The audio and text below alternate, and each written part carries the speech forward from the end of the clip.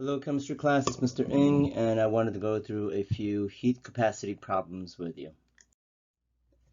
So here we have a regular old heat capacity problem. Let's break it down. It says how much heat will be Q for us this time.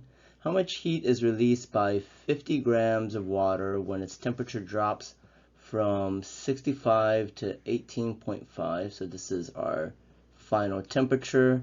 This is our initial temperature. The specific heat of water is 4.184 joules per gram Celsius. So it looks like we have to use our equation. Q is equal to mCat, mc delta T. This is not an A, that's delta as in change. So it's a very simple plug and chug kind of procedure here.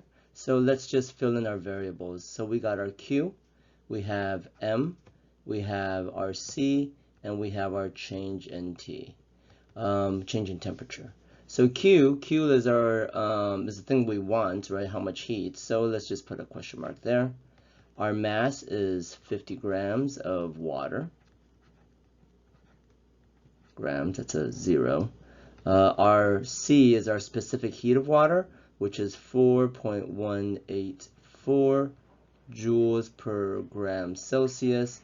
And our delta T, this is going to be T final minus T initial. Basically the difference in temperature. So our T final was 18.5 minus 65.0. So that's going to be a negative number, negative 46.5 degrees Celsius. So I have my change in temperature, my specific heat, and my mass. If I just multiply them all together, I will get the energy. So Q, which is energy, is equal to mass, which is going to be 50.0 grams times 4.184 joules per gram Celsius. This is the unit for specific heat.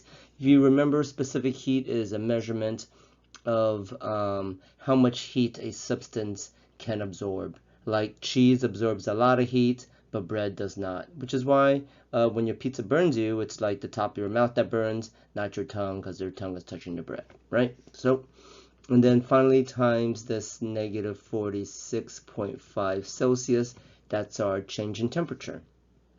When I multiply all of these suckers together, I get negative 9727.8 joules. However, I'm only given 3 sig figs, look 3, so I'm going to reduce this down to 3 sig figs, so negative 9730 joules. And that is my answer. Let's try another problem. When 555 joules is added to copper at 23.4 Celsius, the temperature increases to 56.7 Celsius. This must be our T final. This is our temperature initial. What is, if the specific heat of copper is 0.385 joules, what is the mass of the copper? So if you notice, this problem changed a little bit. Now it wants the mass. But we're going to use that same equation. Q is equal to mCat. Again, it's not an A, it's a delta. So let's fill in all our variables. We got a Q, we got an M, we got a C, and we got a delta T. We know our Q. Our heat is 555 joules. Our mass is what we want, so I'm going to put some question marks here. Our C of copper, our specific heat of copper is 0.385 joules per gram Celsius. And then my change in temperature is going to be 56.7 Celsius minus 23.4 Celsius. So that's going to be 33.3 degrees Celsius. That's going to be my delta T. Okay, well, because I want M, I'm just going to rearrange my chemical here. I'm going to, my equation here. I'm going to divide both sides by C delta T, C delta T. This all cancels out. So M is equal to Q divided by C delta T. Now I could plug in and it's going to be a much neater process. So the mass of this copper is equal to, my Q is right here, 555 joules, divided by my C, which is 0.385 joules per gram Celsius times 3.3 Celsius. Notice how the Celsius cancels, the joules cancel. So I'm going to be stuck in grams, which is what I want, because grams is the unit for mass. So if I plug that all in, my mass is going to be 43.3 grams of copper. Awesome. Let's keep going. Okay, last sample problem. So a cube made of unknown metal has a mass of 175.8. This is my M. It was cooled down from 65 degrees to 28.4 degrees Celsius. This is my T final. This is my T initial, losing 2255 joules in the process. I want to make this negative because it's losing energy. What is the specific heat Q? The specific heat capacity of this metal. So it wants Q.